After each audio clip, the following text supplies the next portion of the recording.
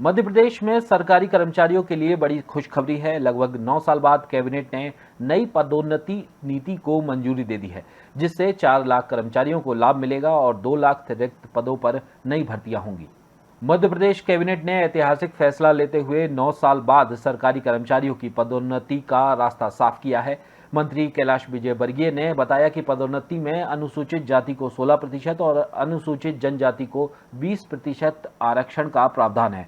Court के मामलों का असर इस नीति पर नहीं पड़ेगा। कैबिनेट ने 5,163 करोड़ रुपए से बिजली ट्रांसमिशन सुधार को मंजूरी दे दी है। वहीं 459 नई आंगनवाड़ी केंद्रों के लिए 142 करोड़ और मूंग उड़द की खरीदी को मंजूरी दे दी गई है। साथ ही महिलाओं के लिए रक्षाबंधन पर लाडली बहना योजना के तहत 250 रुपए अतिरिक्त देने की घोषणा की है।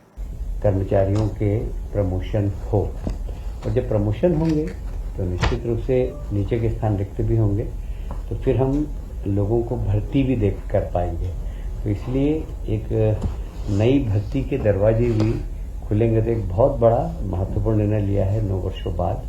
आरक्षित वर्गों का प्रतिनिधित्व भी हमने सुनिश्चित किया है और उनके हितों का भी पूरा ध्यान रखा है हमने। कहीं पर भी जो आरक्षित वर्ग है उनके परसेंटेज को पूरा ध्यान में रखते हुए हमने परसेंटेज, जैसे कि अनुसूचित जनजाति के लिए 20% और अनुसूचित जाति के लिए 16% आरक्षण का प्रावधान है, वो भी इस प्रमोशन में हमने पूरी तरीके से ध्यान रखा है।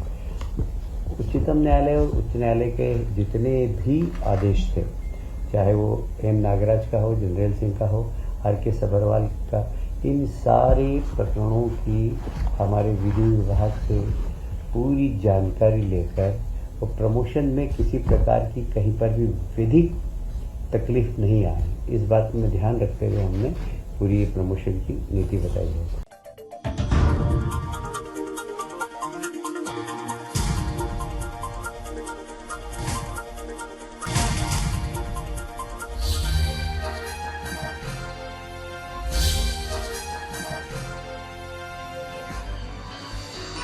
आप देख रहे हैं दखल न्यूज।